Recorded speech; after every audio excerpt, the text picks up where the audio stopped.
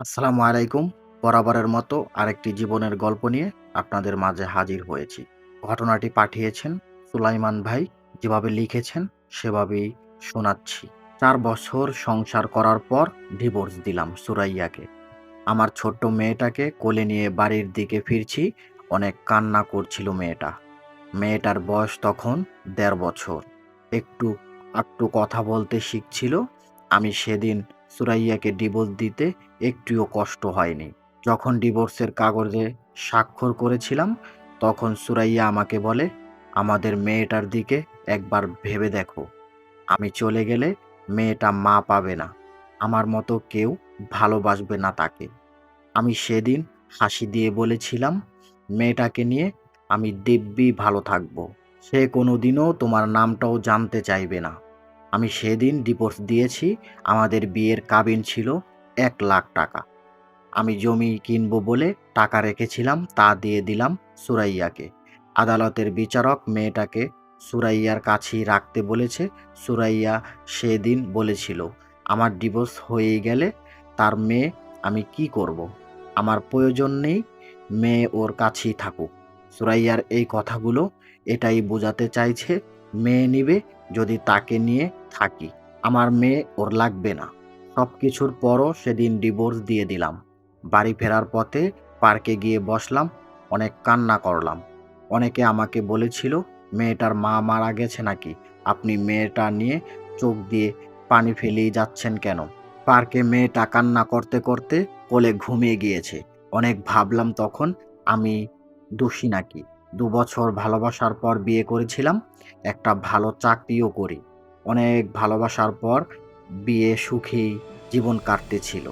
বিয়ের প্রায় ২ বছর পর একদিন অফিস থেকে বাসায় ফিরলে সুরাইয়া বলে, "আমাদের সন্তান হবে।" বাবা হওয়ার আনন্দ যে কতটা মধুর, যে ১ম বাবা হওয়ার খবর শুনে সে বুঝে। কথা শুনে বুকে জড়িয়ে ধরেছিলাম। বাচ্চাটা পেটে আসার পরেই সুরাইয়াকে অনেক যত্ন করতাম। মাকে বলেছিলাম সুরাইয়া খেয়াল রাখতে। বাবা, ভাই, বোন কেউ ছিল না। বাবা মারা যাওয়ার পর মা আমাকেও আমার বড় ভাইকে অনেক কষ্ট বড় করেছিল। বাবার রেখে যাওয়া টাকা ব্যাংকের থেকে আমাদের মাসিক মুনাফা দিত ৳৩,০০০। কিছু ধানের জমি ছিল, ওটা লোক দিয়ে করিয়ে ধান ফলাতাম। আমাদের খাবারের চাল হতো ওইগুলো। শহরে চলে আসলাম চাকরি পাওয়ার পর। সুরাইয়া কেমন জানি হয়ে গিয়েছিল। মেয়ে হওয়ার পরই মায়ের সাথে অনেক খারাপ আচরণ করতে শুরু করলো। অফিস থেকে বাসায় ফিরে দেখতাম মায়ের সাথে ওটা এটা নিয়ে লেগেই থাকতো। আমাকে কিছু বলতো না দুজনেই। আমিও জানতে চাইতাম না। তাদের বুঝ অবুঝ ওরাই বুঝবে। কিছুদিন পর একদিন সুরাইয়া আমাকে বলে, "আমি তোমার মায়ের সাথে আর থাকতে পারবো না। ওনাকে গ্রামে পাঠিয়ে দাও।" কিছুক্ষণ চুপ থেকে বললাম, "তখন আমার মা থাকলে কি সমস্যা?" সুরাইয়ার জবাব ছিল এমন, "আমাকে নিয়ে এই বাসায় থাকতে চাইলে মাকে গ্রামে পাঠিয়ে দিতে হবে। আর মা এই বাসায় থাকলে আমাকে আলাদা বাসা নিয়ে দাও। তবুও তোমার মায়ের সাথে থাকবো না। তা না পারলে আমি ডিভোর্স চাই। তোমার মায়ের দায়িত্ব তোমার একার না, ভাইয়েরও আছে। তোমার ভাই যদি তোমার মাকে না দেখে কি করবা? সবার মা সবার কাছেই দামি।" উত্তরটা এমন ছিল, "আমার মাকে কিছু করলে আমি এই বাসায় আনবো। আমার মাকে তুমিই পালতে হবে। আজ তোমার মাকে আলাদা রাখার কথা বলতে পারতে না। তাহলে আমার মায়ের সাথে কেন এত অভিযোগ?" সুরাইয়া বলল, "তোমার সিদ্ধান্ত কি করবা? মাকে আলাদা করবা আমাকে? নাকি আমাকে ডিভোর্স দিবা?" আমি সেই দিন মুহূর্তে সিদ্ধান্ত নিলাম আর বললাম, "মায়ের সাথে থাকতে না পারলে তোমাকে আর রাখতে চাই না। ডিভোর্স দিব।" সেও রাজি হয়ে যায়। কিছুদিন পরেই সুরাইয়াকে ডিভোর্স দেই।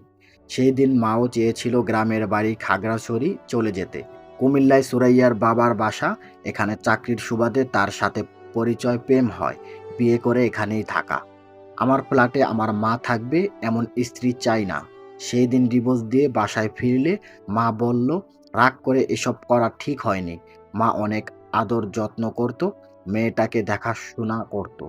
গ্রামে বড় ভাই জমিতে চাষ করে আর একটা ছোট মুদি দোকানও আছে। আমি দোকান দিতে টাকা দিয়েছি। আমার ভাইয়ের ছেলে মেয়ে সংসার বেশি কষ্ট হতো চালাতে। তাই মাকে আমি রাখি। মাসে মাসে কিছু টাকা দিতে হয় বড় ভাইকে। ভাই যদিও মাকে নিয়ে থাকতে চাইতো, আমি বললাম শহরে একা থাকি, তাই মা আমার সাথে থাকুক। সবাই অনেক মিলেমিশে থাকি। হঠাৎ সংসারে অশান্তি আসার আগেই সুরাইয়াকে বিদায় দিলাম। যে মা এত কষ্ট করে বড় করলো, তাকে দূর করার চেয়ে ওই নারী দূরে থাকুক। কিছুদিন পরই একটা এতিম মেয়ে বিয়ে করলাম, অনেক ভালো আর ভদ্র। আমার অফিসেই চাকরির খোঁজে করতে এসেছিল। কথা শুনে সেদিন ভালো লেগেছিল। সব ঠিকানা জেনে মাকে নিয়ে তার সাথে কথা বলে বিয়ের প্রস্তাব দিলাম। আমার সকল কিছু বুঝিয়ে বলেছি, বিয়ে করে নিলাম সানজিদাকে। বিয়ের পর জানলাম সে হাফেজাও। হিফজ শেষ হওয়ার পর মাদ্রাসা পড়াশোনা করে। তারপর কলেজে ভর্তি হয়। নিজের খরচে নিজের খরচ নিজে চালাতো। পড়াশোনা শেষ করে নিজের একটা ঠিকানা হয়তো বানাতে চেয়েছিল।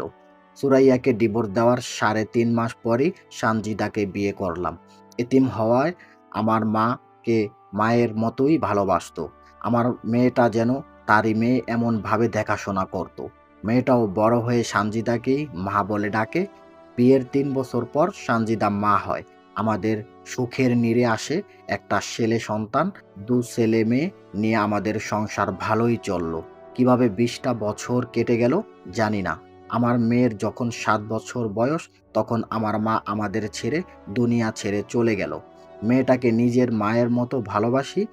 আজকে এই মা আমাকে ছেড়ে যাচ্ছে নতুন ঘরে। আজকে আমাদের মেয়ের বিয়ে। এই ২০ বছরে সে আজও জানে না তার মায়ের নাম সুরাইয়া। সানজিদা সে তার জন্ম দেয়নি, সে এটাই জানে সানজিদা তার মা। কোনোদিনই বুঝেনি, আর সানজিদা কখনো অপরের মেয়ে ভাবেনি। একটু পরেই মেয়েটা বিদায় নিয়ে শ্বশুরবাড়ি চলে যাবে। সানজিদা এতটাই ভালোবাসা দিয়েছিল, আমাদের সংসার যেন স্বর্গ হয়েছিল। সানজিদা আমাকে উল্টো বলেছিল যেন কখনো মেয়েকে এটা না বলি। তার সৎ মেয়ে, আল্লাহ হয়তো মায়ের জন্য রহমত করে এমন স্ত্রী আমাকে দিয়েছিল। এটাই সত্য, ত্যাগ করলে ভালো কিছু হবেই। এই বলে ওনার ঘটনাটি শেষ করলেন। জীবন গল্প পাঠাতে চাইলে কমেন্ট সেকশনে জানাবেন। দেখা হবে পরবর্তী কোনো জীবনের গল্প নিয়ে। সবাই ভালো থাকবেন, নিজের খেয়াল রাখবেন।